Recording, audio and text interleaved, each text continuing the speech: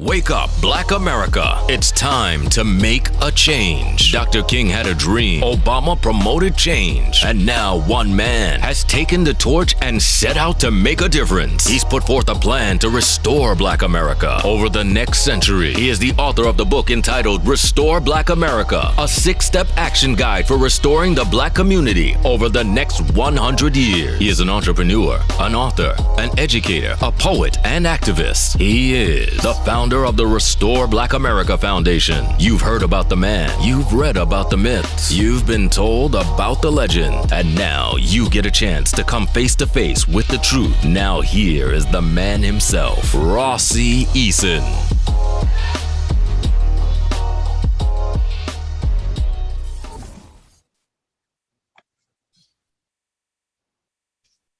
Good afternoon, everybody. This is Rossi Eason, the author of the Restore Black America book and founder of the Restore Black America Foundation. As you guys know, I like to bring people on the channel who actually have some insight on some of the things we discuss in the 6 areas, which are culture, economics, politics, family, health, and spirituality. Today, we'll actually be dealing with 2 topics that are actually very closely linked together, which are Black culture and the Black family.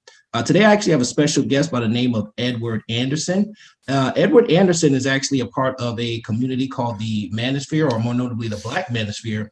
And he also runs this series called Everybody Hates Black Men. So what we want to do today is kind of interview Edward on some of his points and some of the things he discussed in his channel, and see how we can kind of tie some of these topics into restoring Black America. So Edward, how you doing today?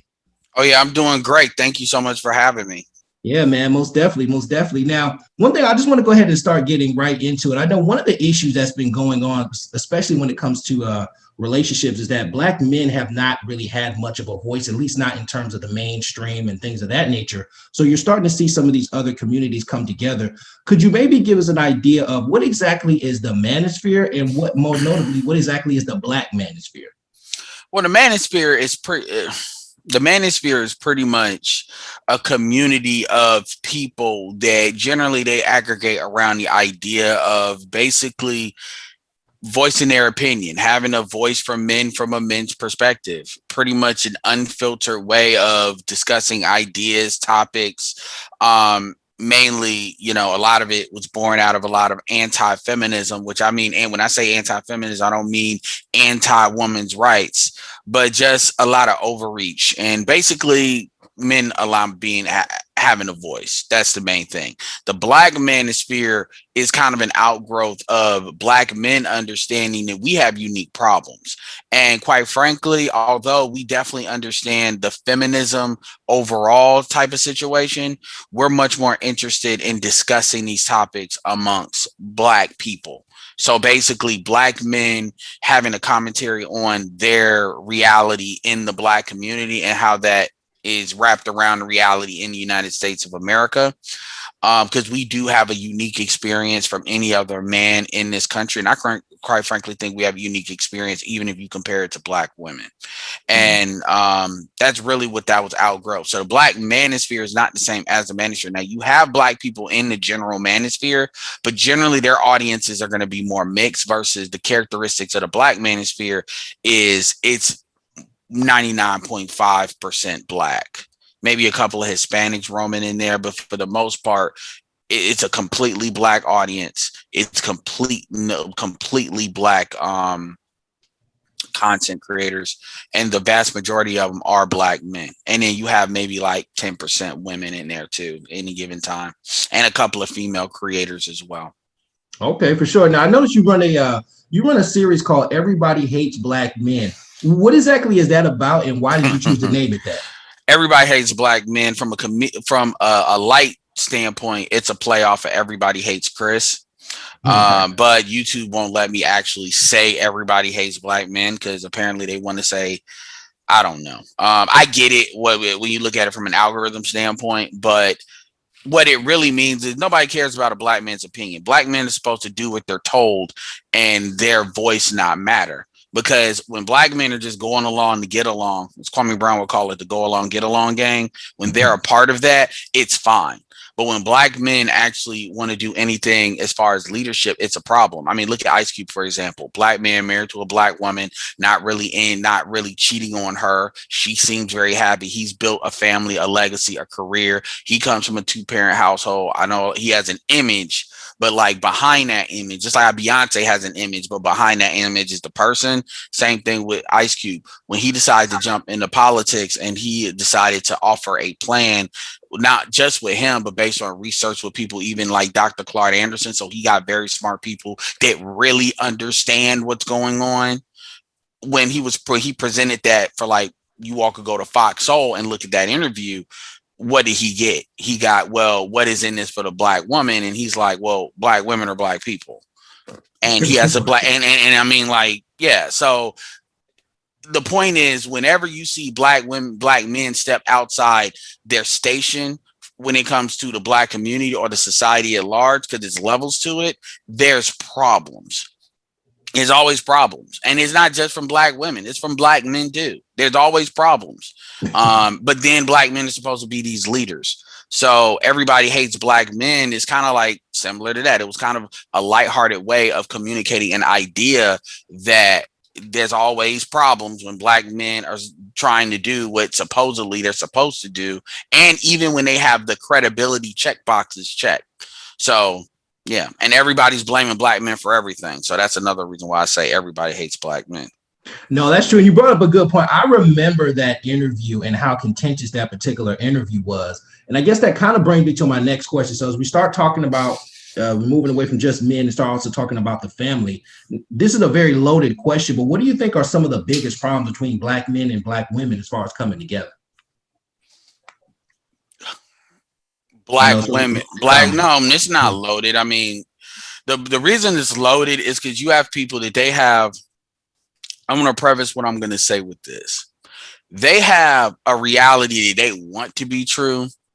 And then there is the reality of what it is. And what I would tell anybody that if you want the reality, if you want something to be true, you're going to have to first accept where it is, because if you can't accept where something is, you'll never be able to plot the destination to where you want to go. So we can't even get to what is the work that needs to be done because too many black people are in their own delusion as to, you know, what's really going on, because they don't want to accept a reality that's not what they try to buy into it. When I say reality, I want to be very clear.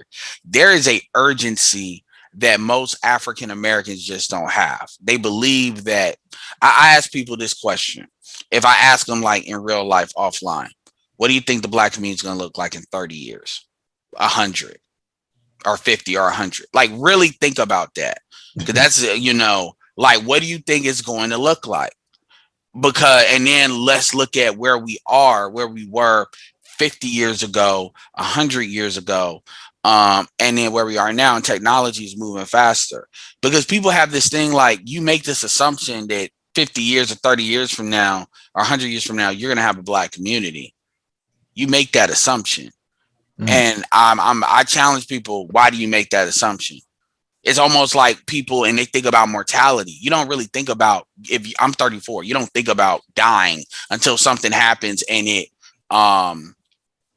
you know, it pretty like a parent, a spouse, you know, a friend, somebody from high school, something like that. And it reminds you, you may sit in that moment like, dang, for maybe like a couple of days, depending on how close that person is to you, maybe a month, whatever, depending on how close the person is to you. And then you move on, because human experience is not really pleasant if you're constantly thinking about that. This is why we don't do, even black people don't do stuff like life insurance very well and stuff like that, because that's really planning on that. So we have unique problems in that.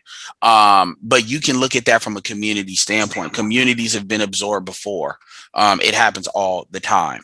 And, you know, we're technically 14% of our population. Black men are like 6% of our population. So, you know, but they don't think about that because they make this assumption. So that's like the biggest thing. If I want to communicate anything with this interview, it's that folks got to be a lot more urgent.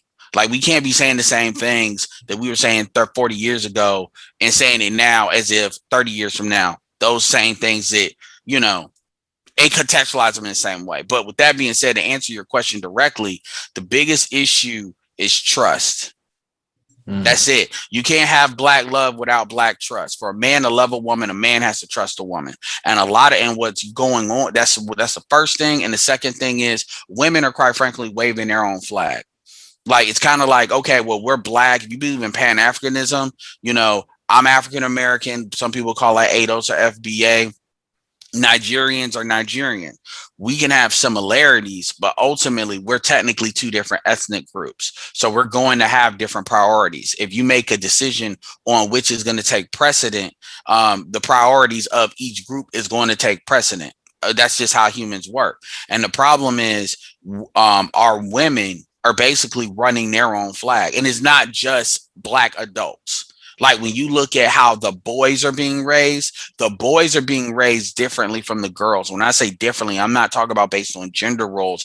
I'm talking about the girls are being educated over the boys. Now, traditionally, that's always been true in the United States of America for black people, but to the point where the women do not have mates to pick from. They don't. And it's set up because you have people where they're constantly or unconsciously basically setting black boys up to be subservient under black females. They'll say I went through your audio you gave me. So it talked about some of the ideas as far as why that might be, as far as what's going on in a woman's head. But ultimately, when you take a step back from the individual and you look at it from an aggregate group, this is not just something by accident. You have, like, literally, there's people that we know in our space that have daughters, that have kids, that they're very late. And this is what their parents have said. This is what the dude that has a daughter, that has a kid, that has much experience in the stuff we're talking about. He has to push his daughter to teach his son how to read. And this is somebody that has a bachelor's degree. And the father is there. Father did offer to marry the mother of his kid. She said no. There's a lot of situations like that. And then also, I would say the last thing, so that's 1, 2, the third thing. So the first thing is trust. The second thing, and that gap is growing wide. The second thing is what I said about setting the boys up to fail. And the third thing is the idea of what a family is. A black family is not a single mother and children. Sorry, it's not. You can feel whatever way you feel, blame me. But the reality is, what we're starting to find out is a lot of these women it's not that they're not being proposed to, it's that they're saying no. And I always ask a woman this question. I got this from a woman. Do you choose the father for your children? And women are not selecting mates that they're having kids with. Keep in mind, sex is one thing, but just like in that audio, you was talking about different things you can do, like wrap it up and stuff like this. Women have the ability to have sex with who they want, and then they could turn around and choose who they want to have kids with. But somehow we're still getting these broken homes. So the reality is, women are not choosing the values that are a father is generally not in who these women are having kids with. We're not even going to talk about who you have sex with, who you decide to have kids with, because that's apparently what family planning was supposed to be about. So those are like the 3 biggest things, I would say. No, for sure. You hit on some really good points. It's funny you said that. I read a statistic recently, and forgive me, I forgot what the actual percentage was, but it mentioned that a lot of black boys are actually only reading at a 4th grade level, even when they start to get up in the educational years. Not too long, like I actually here in Atlanta, I spoke at a high school not too long ago, and it was a group of black boys, and 60% of the boys that are in the 10th grade were supposed to be in the 12th.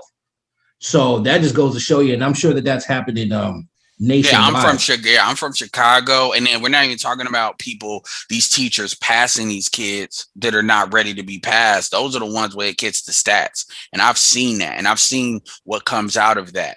So yeah, it's gonna be bad, and everybody's playing this game. People don't never go to the heart of it. They like to just say, well, there's no black fathers in the home. Well, look at where these guys, it ain't just these dudes failed because they just didn't want to do anything. We're not even going to get into the fact that the public school education, the oppression system completely is effeminized. And they took things out, like, when they took out, like, auto mechanics and woodworking. They put that stuff like that, the trade stuff, they put that in the community school system and took it out of the public school system when that was free in the public school system. So those skills were skills that were actual usable skills. I mean, even today, if you know how to change oil, change tires, if you know how to change spark plugs and change brakes, to be honest with you, those are actually usable skills you can get some money out of, to be honest with you. You see Hispanics do it all the time. So they took those things out. And by taking, like, those are some certifications people could have got. But see, that happened way in the 90s. So when he took those things, like, they created an artificial tax on that. So we ain't even going to get into that. The point is blaming black. Here's the thing that people need to understand. People can blame black men for everything. Black men are the senators. That doesn't change your situation though. Like if they say, well, all these black men are subpar. We know the terminology is generally used. Okay, great. Go find you, like, how, from the perspective of, if you look at what your options are, you can go intercultural dating because that still keeps it black. Okay, if you're not really the problem, it shouldn't be hard to basically get the guy that you want, like Nigerians or want to educated stuff like that. The problem is a lot of Africans can be very patriarchal because they come from a very strong family background. So blaming black men doesn't solve a woman's situation. It's a way for them to cope. And the society has taught them to cope with it by dumping it off on us, but it doesn't change your quality of life. It doesn't. That's why they get mad when they see other groups of men doing things for their women, but they don't understand the mechanics. Those boys are prioritized first in order to get that kickback to the women. And the women understand it. I'm going to say this and I'll let you go. Jewish women are some of the most assertive women outside of African American women. They definitely rival in assertiveness. But and a lot of people don't understand the Jewish community is actually a matriarchy. But a matriarchy and a gynocracy are two different things.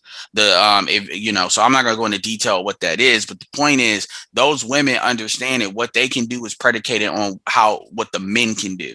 So they are going to be the main ones pushing their boys in school and advocating for them because they know they get the kickback. We don't have that social contract in the black community. So it doesn't work. We're on some pay as you go, you do you, I do me thing, and expecting when this is supposed to come together magically. It's not magic. It's like anything. It has to be practiced. It has to be socialized. It has to be embedded in the culture. And you don't even hear black people really talk about culture like that, to be honest with you. They don't have culture conversations. But anyway, I hope that answered the question. No, it definitely did. And you brought up so many good points that I kind of want to go back to. So I'm going to jump back to something you said a minute ago. You talked about the careful selection process in terms of mating and who you're having children with. There's something that I heard you mention before, which is the term sexual politics. What exactly is sexual politics, and is it a positive or negative for our community? Sexual politicking, it's not so much positive or negative. It's kind of like a fire. It depends on how you use it. But sexual politicking is essentially when we have an outcome or goal. Like, for instance, men, let me put it on the men for a second. Men, it would be, the goal is to have as much sexual access as possible to fulfill the biological drive to reproduce. Not necessarily reproducing as much as possible, but having as much sexual access with the highest quality of women as possible. Because that's the issue men have. Men have to get consent from a woman to have sex. It's not the same reverse where women, it's kind of like women can offer a free store and maybe not high quality men to come through, but you'll get men to come through. Basically, if a man wants a child, a man has to jump through more hoops to actually get a child than a woman if she wants a baby, because she can probably find somebody to service that need. That's generally how it's been. So sexual politics is basically a way of increasing the likelihood of those outcomes. So like for men, you have where it becomes negative with men is it creates something called Highlander syndrome. Some people may understand it's a Luciferian complex where dudes have to always be like the head dude in charge, or the head alpha. This is why you hear black men talk about alpha, beta, even in like regardless, whatever area of activity or sector you're dealing with, even in like the pro-black community, you have these ram locking situations in the debates. And when the stuff doesn't make sense, a lot of times it's because they're sexually politicking and they're using the topic as kind of a smoke screen. They, not to say they don't care about the topic, but it's like, is the mission first, or is your need for validation and stuff like that? Macho stuff comes first. Where you see it with the women, you see it. I'm not demeaning any of these topics, but when you see women talk about colorism, and you see women talk about, when they start getting upset when older men are dating younger women, like older men, and let's say they built up their resources and stuff, and they're dealing with, it don't even got to be like 22-year-olds. It could be a dude that's like 50 years old dealing with a woman that's like 35, 36. Well, he's still leapfrogging 40-year-old women and doing that. So you create this environment of shaming and stuff under the guise of being pro-black, black love, but you keep these things very subjective. So the real goal, and I'm not saying some of this is conscious, some of this is unconscious, but the real goal is women getting maximum return investment for their womb. And that doesn't necessarily mean them having sex, but even them having guys that pursue them, because there's economics that come along with men still courting them and pursuing them.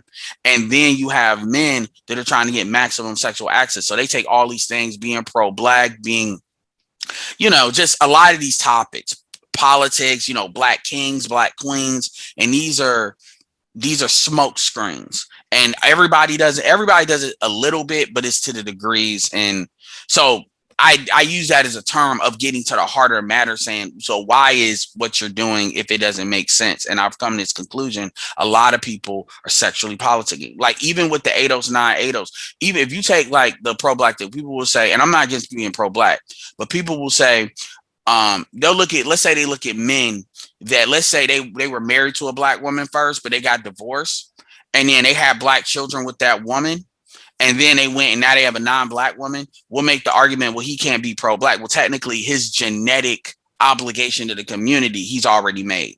Even he doesn't even have kids with the second wife. So what he's built is going to those kids. You saw it with Michael Jordan. You saw it with, there's some YouTubers out here, I'm not going to mention that, but they only have kids with that black wife. So from a pro-black standpoint, the only thing people should care about is the genetic thing if you're going to have a point. But if you still want to, Robert Smith is a perfect example of that. They got mad at him. But Robert Smith had kids with his first wife, and he has one son with the second one. The point is, the legacy is secure as far as genetic, intergenerational wealth. But they get past that, and then they make it about oh, well, you're with that person. That's a politicking move. Or when people sit there with other dudes are getting more shine, or women are starting to listen to other dudes, they'll start just throwing rocks at them, calling them, gay, or calling whatever, or they'll start making up anything to see what sticks. That's a political move. That's a sexual political move. And so you got to see what's behind the reason people are doing things. No, that makes sense. You brought up something really interesting. You mentioned that Highlander concept. Do you think that that's the reason why black men have such a hard time working together? Because I noticed that men of other groups can come together, but for some reason, black men, it seems like there can only be one. Do you think that boils down to that concept that you were referring to? Absolutely. You see that, and I've come to learn that, people call it the Luciferian complex. So that may be closer to like the actual kind of psychological clinical term of it. But Highlander is basically, a lot of people, young people wouldn't even know what that is. It's basically the idea of a bunch of immortal people that there can only be one person. So when they meet each other, they always fight. Sometimes they'll work together temporarily, maybe one or two, but generally it's never in the aggregate groups that you need. So the default setting is it only can be one person. And you see this in the alpha beta kind of talk in black people, because Hispanics have a lot of machismo stuff, but they tend to not let that run so much interference of working together when it comes to other groups. This is not this becomes an issue when we have an inability to take control of our own environment, and we have an inability to compete with other groups because we're too busy competing with each other. We're actually more comfortable competing with each other than we are competing with other groups. So the reason why this is important is even when, sexual access is not on the table, like let's say it's not a woman in the room, you'll still have dudes not work together because in their minds, sexual access is in the room. So when there's money to be gained by doing something, that's what some dudes are thinking about. When there's power, status, influence to be gained, that's what dudes are thinking about. So what you have, and I'll give you an example of where it does work. If you notice, black men on the blacktop and on the basketball court, when we're playing pickup football, pickup anything, we naturally understand how to identify the people that have demonstrated high performance, the people that have potential high performance, usually based on, maybe what they look like, if they're tall, if they're, say, fast, demonstrated. We know how to create hierarchies. It doesn't matter how smart you think you are. It doesn't matter what you did, how much money you have outside of that. For this goal, which is winning this game, everybody naturally falls into their proper hierarchies for that collective goal. But when you look at it from business, economics, any other area of activity, it's always problems because of that sexual politicking part. So Highlander syndrome is really a subset off of sexual politicking. Oh, no, that's a real interesting and intricate perspective. Now, I want to jump back to something that you said, and I've heard you mention this term before. You mentioned it recently. So I kind of want to take the macroeconomic approach, but you mentioned a term called the Guy Denocracy. What exactly is the Guy Denocracy, and how does it actually play out in our community? Okay, so to talk about the Guy Denocracy, let's talk about the matriarchy real quick. What a matriarchy typically is, you'll hear certain feminists or black feminists, they'll talk about a matriarchy saying, well, Black Africa has matriarchies at work. What the closest thing to a matriarchy that we had was probably like the black church before, when men were still a part of the black church. Generally, what matriarchies have two identifiers. One is who your mother is. This is why I said with the Jewish people, who your mother is defines who you are. So if your mother's black, you're categorized as black. So it comes from the matrilineal line. The women have kind of domain over the household, but the men have domain over the governing bodies. So just like in the church, the men use generally bishops, pastors, the control mechanisms are still men. But the women, the congressional body of the church, women had a voice through that. And when you look at a lot of how it worked, when you hear a lot of women talk negatively about the church, saying the church shamed them for being single mothers, whatever, it wasn't really the men that did that. The kinetic shame they got was really from the women. And because the women, so it worked together. This is it worked together, but the men still had some semblance. The men had control. It was just how it was organized was a little bit different. And this is important. Here's why this is important, because people will say, well, how is that different from how white people do it post-industrialism? White people, when you look at patriarchal units, a man, a woman, children, and a man is at the whole, and then you create cells, and then that creates communities. What black people did was we had more extended families. So it was aunts, uncles. So this would loop in maybe people that didn't have kids, godson, goddaughter, stuff like that. But you still, so the women, this is that village that the women always like to talk about, that the village helps raise the kids, or it takes a community to raise these children. The problem is the women want to do that on their terms and not on the terms that men can buy into that works. And it's also hard when you're dealing with a country that's been more patriarchal, because it's more industrious, versus Africa, which has not been that way. So that's not the women over the men. Most people associate with matriarchy the women over men, but that's actually not true. The men still have control over the government. They're the ones that have control over the things that men need to control. For what we need to be held accountable to have a community for, we have control over. There ain't no we getting blamed for stuff that we ain't controlling it the way we want to control it. So that's that. What a gynocracy is women over you. Women are not. So what does that look like in the United States? Well, people understand what racism, the system of white supremacy is, but they don't really go into detail of how it works. for white supremacists, the way you need to look at the gynocracy is kind of like a controlling governmental body of the Black community. So there's multiple groups in the United States. There's multiple groups, ethnic groups, like gender statuses and groups and stuff like that. For the Black community, putting women as a buffer class, because we associate light-skinned people as a buffer class, not enough light-skinned people. Putting women as the buffer class, both commercially as well as socially, allows for, number one, men are going to have to go through the women in order to get the power, and men are not going to like break their women. They're not going to do that. So they're going to mentally not really check into that. Especially Black men are not going to do that. And what it also does is give women an incentive to buy into white supremacy as it is. So they may not constantly say, I buy into white supremacy, but what they'll do is they'll start looking for ways to be validated by the dominant society. This is where the colorism comes into play. This is where the locking up with white feminists comes into play. This need for validation and this need to maintain control. So what they want is they want the men to rise up to give them things that they don't have while they maintain all the control that they have. So this is where this intersectionality comes from. So long story short, basically white supremacy powers the gynocracy, but the gynocracy is a controlling body in the community. This is why you see women tend to code up under the idea of being a woman versus you don't really see dudes code up like that. Black men say we're Black people. Black women say I'm Black women. And so you see that you see that in households, you see that even in marriages, you see that in this idea of I don't need a man, I can't trust a man, I can't be vulnerable to a man, I have to have my own stuff, I have to, even when you look at like Maxine Waters, validating Cardi B and Megan Thee Stallion, it's this sisterhood. And it's powered by a couple of different things, because economically you can look at the government jobs that women get access to, which is almost like 3 times their number, like things like post office, DMVs, school, stuff like that. You can look at it economically from like, retail. Black women are heavily involved in retail. You can even look at it how even Black men, because Black men don't really assert their dominance over women because they see that as harming women.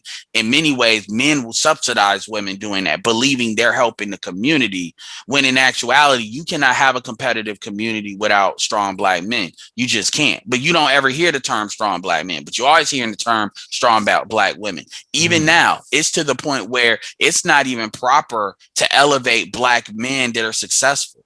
You're supposed to talk about all these women. The women are doing all this stuff. The women are doing stuff in athletics, sports, business, whatever area of activity. When you start talking about men too much, it's seen, well, what's your problem with women? So it's kind of like this air of social expectation. Yeah. No, that's incredible. Now you mentioned a lot of things. So you mentioned the idea of like the gynocracy being a governing body. And what you'll find a lot with governing bodies is that they tend to either promote or control a narrative. And there seems to be a narrative out there that Black men don't build. Do you think that's true? And if so, why or why not? Well, the narrative is Black women are victims of Black men's incompetence.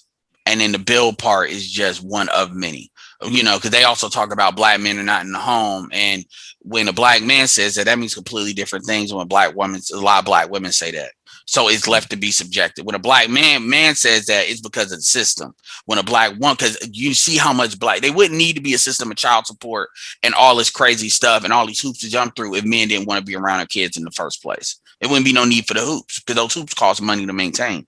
But when women say it, they say it like as if, well, I chose right and then he just left for whatever reason. It never gets explained. But going into the Black men don't build, when I want to be really petty about it, I would say, okay, outside of white women, who would you actually trade with? What group of men would you trade Black men for if you had the opportunity? Because we know people want to be white and white privilege, but take that off the table. Globally, take that off the table. Tell me which group. But you got to take the good and the bad. You see what I'm saying? So they never can answer that question. So, and also another thing too is, are you even selecting for building? Are you individually, if I look at the guys that you've basically had sex with or you have catered to generally having, and let's be honest, when a woman has sex, that's a vote for that guy. That's really the tangible thing we can look at. Because especially in today's world, generally these guys have the, do they have, and I'm not just making assumptions, I'm saying it. I'm asking one, do they have the values of a guy that builds? No. What tends to happen is women tend to look at how a guy looks and then expect him being driven and being built to be in him because she likes him. That's not how it works. Like, being driven and wanting to build is something that, number one, is developed, and number two, you got to select for. You don't kiss frogs and expect them to turn into princes. This is where this buyer's remorse comes into play. But the truth is, I mean, anybody that knows history, I mean, Black Wall Street was not just Tulsa, Oklahoma. I'm in North Carolina. It was Wilmington, North Carolina, Durham. Black men have built a lot of stuff. And, your HBCUs was built by us. I mean, a lot of this stuff may be financed, but built by, we had the Negro Leagues. We had plenty of things that were built. If Black men just didn't naturally build stuff, it would be no need to put all these systems in place to always undermine what we do. But I understand a lot of that comes from women looking at other groups and seeing what they supposedly have, and then just trying to say, well, why don't I have that? And then they just lash out on us. But at the end of the day, I'm going to be honest with you. And I know your stuff is Restore Black America. But when I hear a woman say Black men don't build, I'm like, look, I invite you to go find the nearest white man and go be great. If Black men don't build, go be great. It ain't Black men stopping you from dating out. Heck, you can go intercultural if you want to too. Nigerians are the most, quote unquote, the most educated group in the United States. Why don't you go get with one of them? You can still keep it Black. Tasha K, a very popular YouTuber, she's with an African guy. And she's married to an African guy. So, I mean, and obviously that still keeps things Black. So I call that intercultural dating, which is not something that you hear people talk about. Because anyway, my point is, yeah, if Black men don't build, okay, you saying that ain't going to change it in your mind. So you might as well go get somebody that does. So why are you wasting time? Well, why are you wasting time telling us what we don't do? If you really believe that, arguing with somebody is a waste of time. You need to go be great. Because now that puts the onus on you to find the person that actually is a builder. Now it's not about what supposedly Black men don't do. It's really about, okay, are you even worth building for? And I'm saying that as an individual standpoint. No, that's incredible. So, I mean, you said a lot of different things that I kind of want to allude to. You kind of talked about the idea of building versus not building, and selecting, I guess, men who build versus men who don't. So I want to jump into economics. So that actually has to do with building as well as relationship. There's something that I've also heard you mention a couple of times before. As you know, economics deals with currency. So there's multiple currencies. And one that you mentioned before is genetic currency versus an economic currency. What is the difference between the two, and how does that affect our relationships? Yeah, so genetic currency is basically, how somebody looks. So obviously we're biological creatures. We want to reappropriate. We look for genetic markers or genetic cues. We call this beauty. So like height is a universal genetic marker, depending on what, muscle tone, what women wanted to do. We all know what that is. Same thing with a man wants in a woman, right. Generally youth, just the assets that she had, the genetic assets that she had. It's kind of a way of saying it in a way that if you would talk to a kid, they can understand it, but not like be too, crazy about it. Hair, that's another political thing that gets very big contention. This is where you start putting the skin tone into it, because then you got to look at the fact that, women like to want features that generally will allow their children to compete in the society that they're in, which is where a lot of this obsession with white womanhood is, colorism is, biracial kids, to the extent that happens, is, and then the economic currency is pretty much, money, your ability. It's not just money. It's just it's your money, resources, wealth. So when you look at what I observe, how women are judging guys, what black women tend to do is prioritize genetic currency and then try to get the wealth, just like how white women generally are taught to prioritize economics, and then you got to worry about them cheating to get the genetics. So they get the bad, they may deal with the bad boys at first, but they tend to leave. And this is not just, I'm not trying to make a comparison. I'm just saying what, just so people can understand the difference. Like some people, nobody's better. Some people may try to cheat with the bad boy later on once they get married, versus some people will have a kid with a bad boy and then try to get somebody else to raise it. It's the mating patterns that a lot of women do. And I'm not saying one is better than the other. It's all BS at the end of the day. And this is why I always say, don't go quote unquote red pill, if you know what that means, for black women, only to remain blue pill for non-black women, because all women run plays. And the problem is you have dudes that they're looking for ways to be comfortable, to be safe. And quite frankly, there is no one size fits all solution for black men. There is no, well, if I date out, I'm going to be safe. Not really. You know, you got to watch out for other stuff. There's other problems that come along with that. So it's all trade-offs. But going back to the economic and genetic currencies, genetic currency is looks, economic currency is money. Different patterns of women tend to prioritize one over the other. They want it all, but they they have to pick. They're going to pick one over the other. And genetic currency tends to be what black women pick, which actually makes sense given the situation that we are in the black community, because this was even said in that audio you gave me, you know, when people are more impoverished, genetics are generally going to take more of an immediate focus. So it's just a way for me to categorize that in a way for people to understand it. I can also talk about sexual currency as well, because if somebody doesn't necessarily have all the universal beauty markers, but it's known that they can perform that way, they will kind of get elevated a little bit. But see, that's something women got to kind of know, versus you can eyeball like genetic currency. You can eyeball, you know, this is even when people try to talk about, oh, he's got big hands and big feet. That's where a lot of that comes from. Well, that's where a lot of that comes from. Nobody thinks about it, but that's where a lot of it comes from. And a lot of this stuff is not new. If you go back into like the last 2 generations, this was all here. Like even with the thing about black men and black women not getting along, there's an old saying that says black men and black women only get along in the bedroom. That's not new. Right. Yeah. That's interesting. Now, keeping on the subject of economics, one of the things I've also heard you say is that black men are afraid of economics. What exactly did you mean by that? Yeah, well, part of it is talking about the Highlander syndrome, but ultimately, Tariq Nasheed actually talked about this too, because of Black Wall Street. And this really started in the 70s. Because of all of this stuff, black men kind of had a mentality of wanting to go underground with economic development. And so what happens is, you know, we tend to elevate things that are illegal, you know, in the culture, because that's seen as being a rebel. That's seen as, you know, basically defying your ability to participate in the economics, you know, the wealth building practice in America without worried about getting messed up, because other groups are not getting, other groups may have got messed with at first, but they're not constantly under threat. They're not. Like Chinese and Asians could say they were under threat, like earlier on during the train tracks and stuff like that, to a certain extent. But once they kind of got in, they got in. Same thing with, you know, Jewish people could say the same thing. They were getting boxed out of the banks and stuff like that. But once they got in, they were able to, you know, get in. And this is what immigrants don't understand. They come over here and they benefit from what we lay down, but they think they don't see the active things behind the things that are messing it up. So my point is, black men have to understand that they are very risk averse.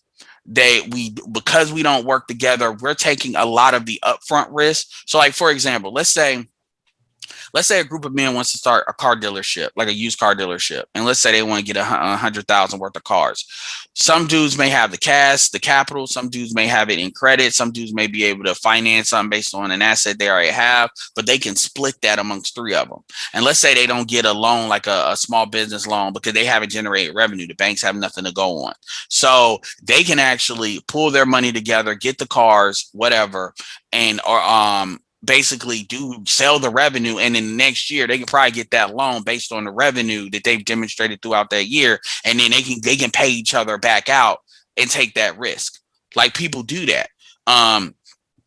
And they do that in a variety of different ways. And, or, you know, if you're dealing with real estate, people may have skills like HVAC skills, stuff like that. When it comes to us, we can never work together for the long haul to actually see something through fruition. So because of that, we don't have trust in each other, and therefore we become afraid of money. Another thing too, as to why I really said it the way I said it, is because you notice that when black men make a lot of money, it's always some Illuminati, he sacrificed some, and black men are much worse about that than black women. I just got to say that. Like, you know, black men are, it's much, I hate to say this, but the truth has to be told. And this is because of how black women have been socialized with that. I don't need no man. I need to have it on my own. Like, I can't like trust, be vulnerable to a man economically.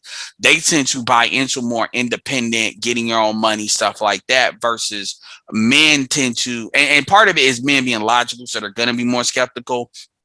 But when I keep hearing dudes like constantly come back to, number one, a lot of black men don't know they're businessmen outside of entertainment or sports, and number two, it's always like got to be some magical reason why they got there. We really make economics magical. Is this all black men? Because some people got mad at me. No, but this is the majority of black men. And black men need to really be honest about that. They do, because other groups can see that, and other groups know how to kind of mess with that if they need to.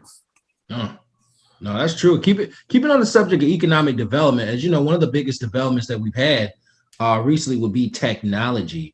How do you think technology has affected our relationships with one another in terms of black men and black women? Because it has kind of molded or morphed the dating market, I would say, especially after these past few years. Do you think that technology has had something to do with social media? Yeah, it's more negative than well, in many ways, it's more negative than positive, but it's not going anywhere.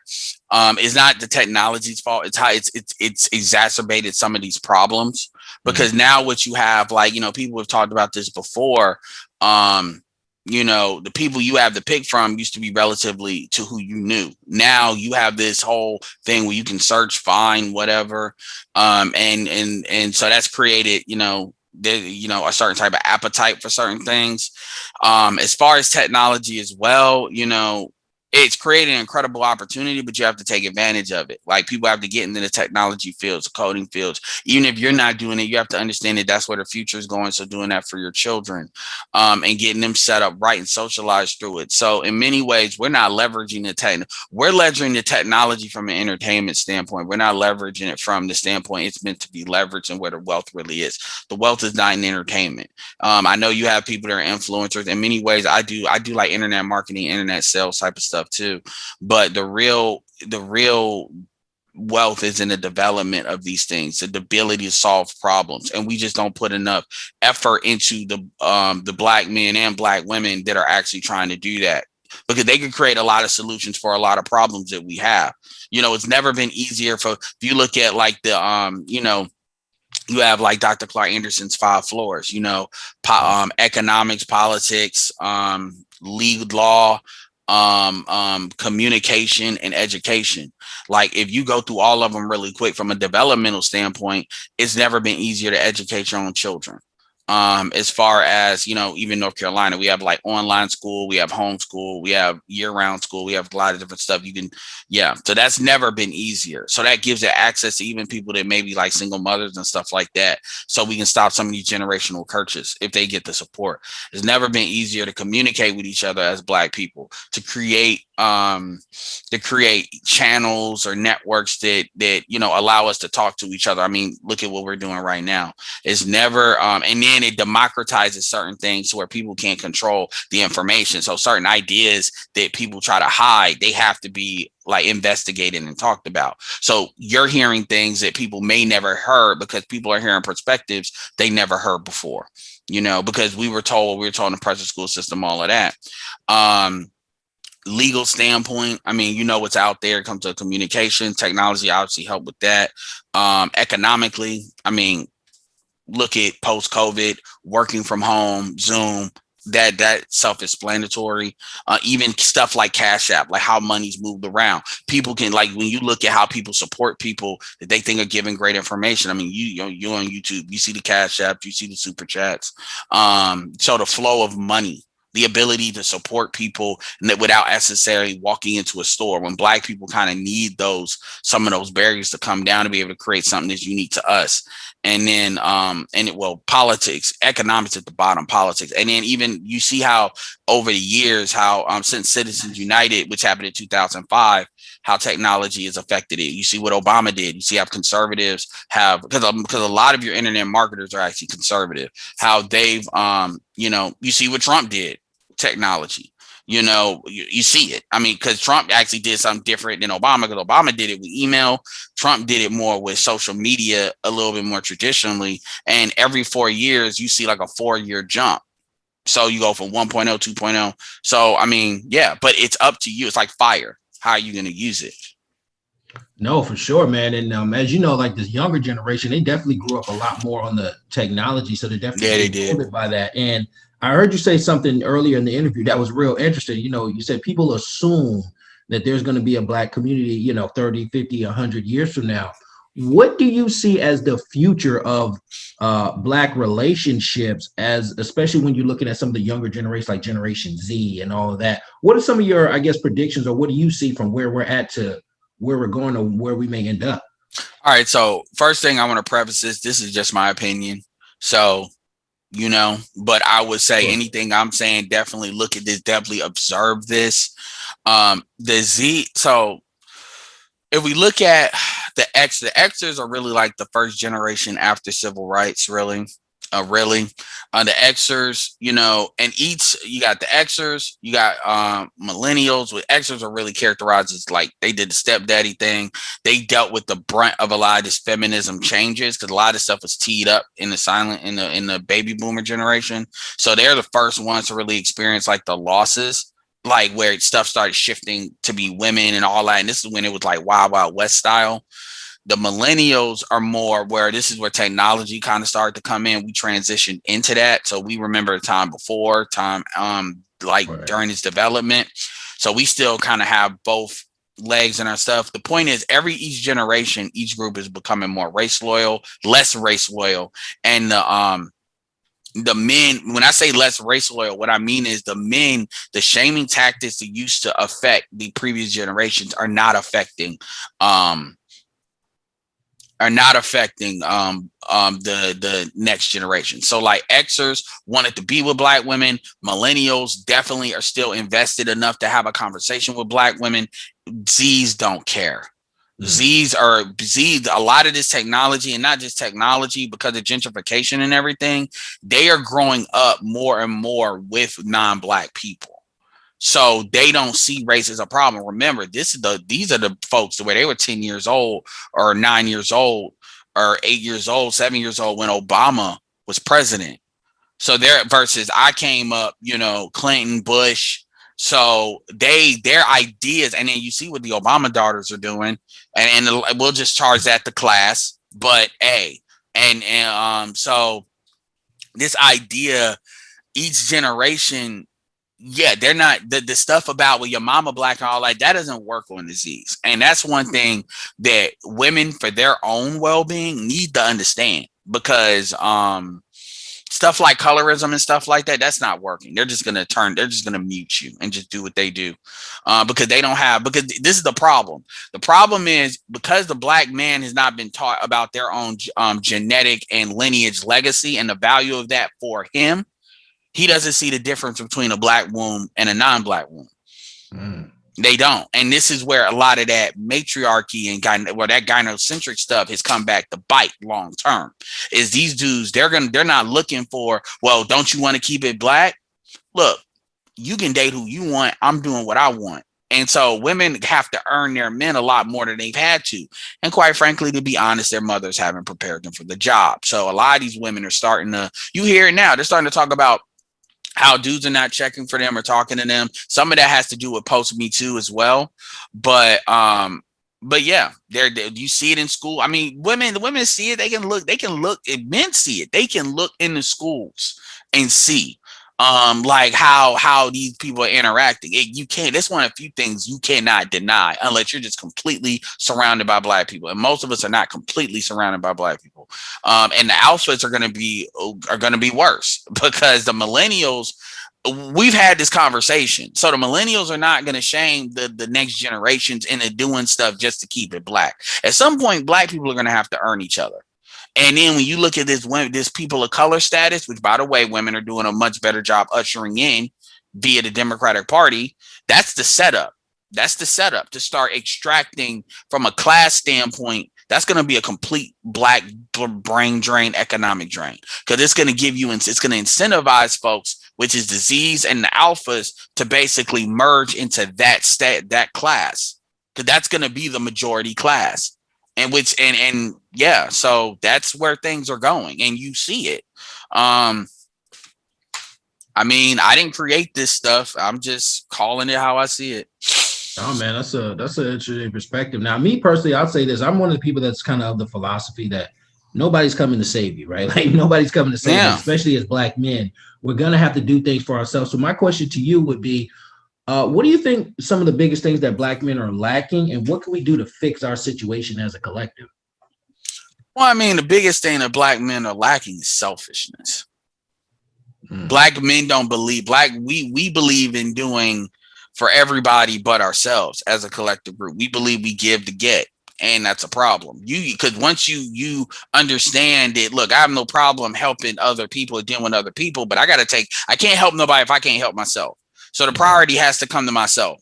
And then, the people that invested in me early on, you understand, parents, stuff like that. I mean, I get why black men help their moms raise them. I get that. That's not really what I'm talking about. I'm more talking about like how dudes chase women at the expense, and not only the money cost, but the time cost. Rather than building themselves up, making sure they don't get into a situation where they get caught up with a baby. I call that a financially transmitted disease. People can get mad, but they get caught up in the situation and not get themselves together. Because like I said, nobody is going to help you. We're the most homeless. We're the most incarcerated. There's more black men in prison than are in America than are women in prison on the planet. And this is considering that our prison population is trending down and been trending down for years now. It's still like that. So it's about 40,000 gap in that number. And that doesn't count jail. That's prison. But that's the first thing. Like, man, you need to be selfish. You need to let go of the guilt of what your mama did with the dude she had a kid with that created you is really not your concern. That's still her choice that she made. And same thing with women. Women have agency.